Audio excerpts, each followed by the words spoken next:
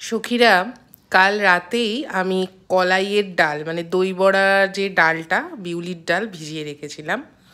তো এখানে দেখো শুকনো লঙ্কা, সাদা জিরে আর ডাল দিয়ে ভেজানো হয়ে গেছে, পেস্ট করে নিয়েছি। দেখো পেস্ট হয়ে গেছে। এতে নুন দিয়ে এবার এই ডালটাকে ভালো করে ফ্যাটাতে হবে। মানে ফ্যাটানোটাই কিন্তু মেন, উল্টো হাতে ফ্যাটালে হবে না, একভাবে ফ্যাটাতে হবে। আজকে শনিবার, তাই ভাবছি গরমে একটু অন্যরকম ডিশ রান্না করি। তো চলো। দেখো সখীরা, আমার ডাল ফ্যাটা পুরো রেডি হয়ে গেছে। হাত দিয়ে ডাল ফেটেছি। তো এবার একদম সাদা তেলে ভালো করে ভাজবো। কিন্তু এই ডাল ফাটাটা মেন হচ্ছে এইটা, যত তুমি ভালো ফাটাবে তত তোমার কিন্তু একদম নরম ফুসফুসি হবে বড়া। তো এটা চেক করবে কি করে দেখাচ্ছি। আমি হাতে একটু ডাল নিয়েছি। এবার আমি প্লেন জলে একটা এই ফেললাম। দেখো ভাসছে। যখনই এটা ভাসবে তখন ভাববে যে তোমার ফ্যাটানোটা একদম সাকসেস, এবার তুমি ভাজতে পারো। এটা কড়াই বসিয়ে দিয়েছি।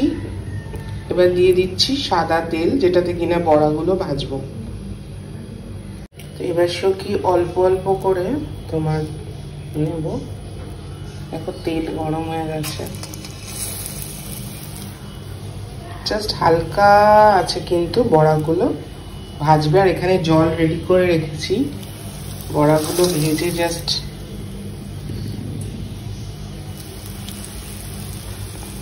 ছোট্ট ছোট্ট বড়া। সখীরা দেখো, এভাবে বড়াগুলোকে আমি হালকা করে ভেজে নিচ্ছি। এতটাই ফুসফুসু হয়েছে দেখো, বুঝতেই পারছো।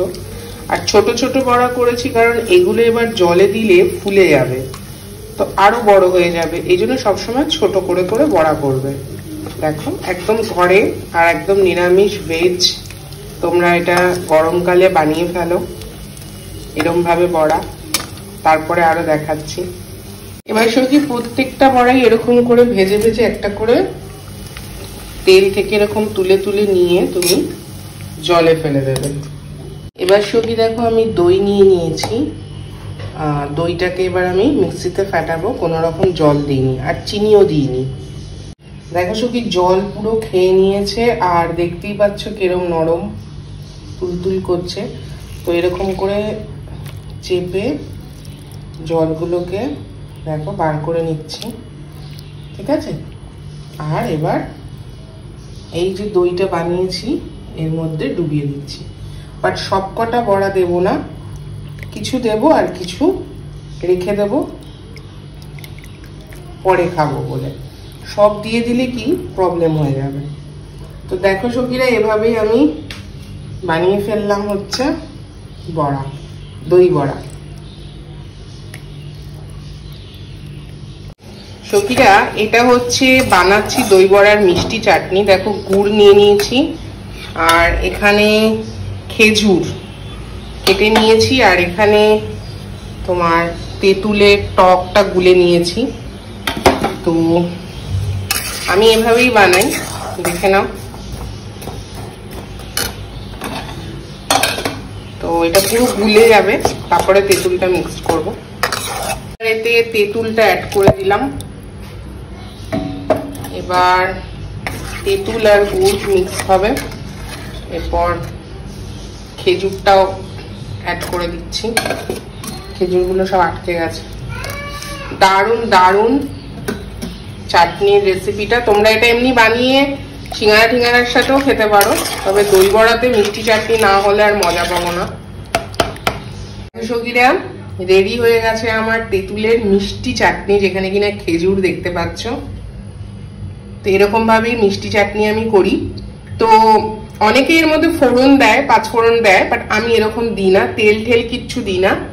জাস্ট গুড় জলে গুলে যেমন তোমাদের দেখালাম। অসাধারণ খেতে হয়েছে একদম।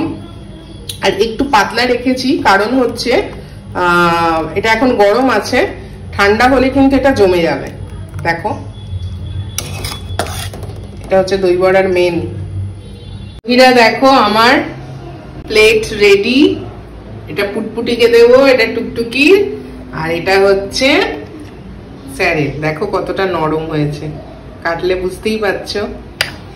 তো সখীরা কেমন লাগলো অবশ্যই রেসিপিটা আমাকে কিন্তু বলো, ঠিক আছে? দেখতে কেমন হয়েছে।